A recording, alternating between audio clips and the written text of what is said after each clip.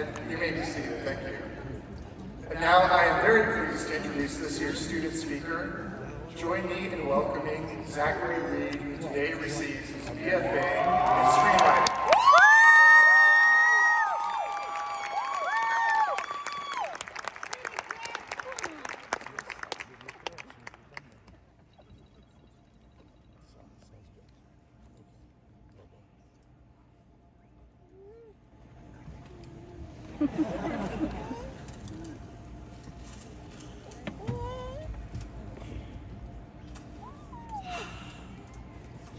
I've heard way too many bad graduation speeches in my life. Stop me if this sounds familiar. Start with a joke, get way too sappy, and wrap it up with a quote. It's the blueprint. It's what's expected. But if there's one thing to get right about the invincible class of 2022, it's that we've learned to embrace the unexpected. Let me take you back for a moment. Everyone close your eyes and really do it, because I'll do it with you. 2 years ago, a global pandemic that had us questioning if we'd ever even see each other again, let alone graduate together.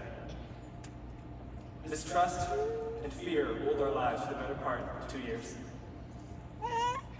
An uncertain time that caused us to recognize the preciousness and fragility of human life. You can open your eyes again, by the way. Thanks, welcome back. And ask yourselves if you could ever imagine sitting where you sit a year ago. I could. When the pandemic started, classes, films, group projects, productions were all cut short, shut off in an instant. Lesser classes and lesser people would have given up. But the mere fact that you sit where you sit today means that you've decided to fight. Yeah, give yourselves a round of applause.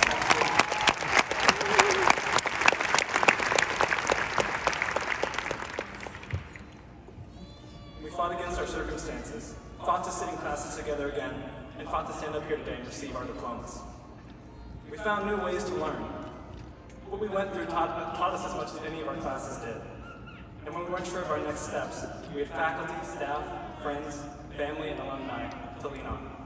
The same people that are here to support us today. And for those that couldn't be here with us today, you are in our minds and our hearts.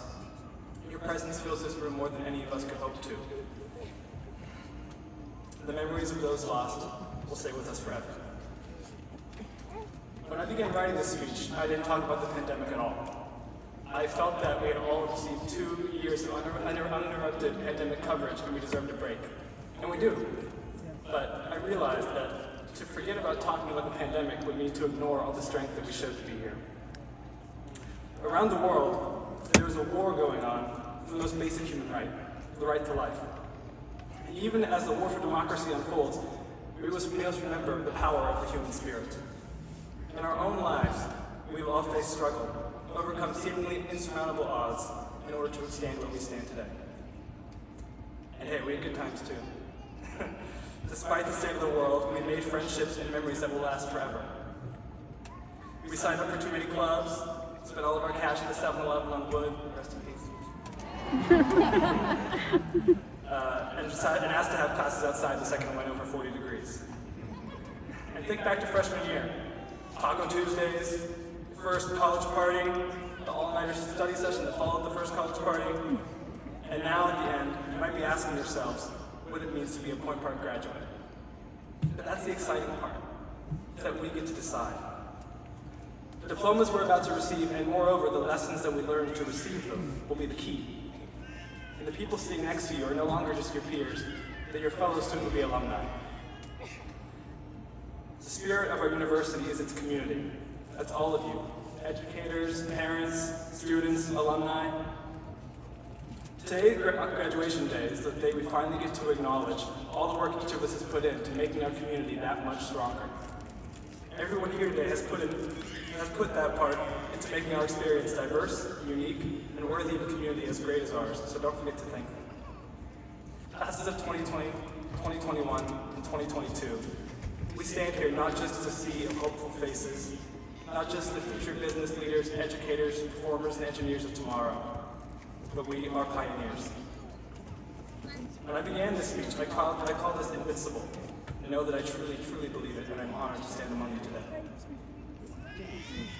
Our grandparents were called the greatest generation.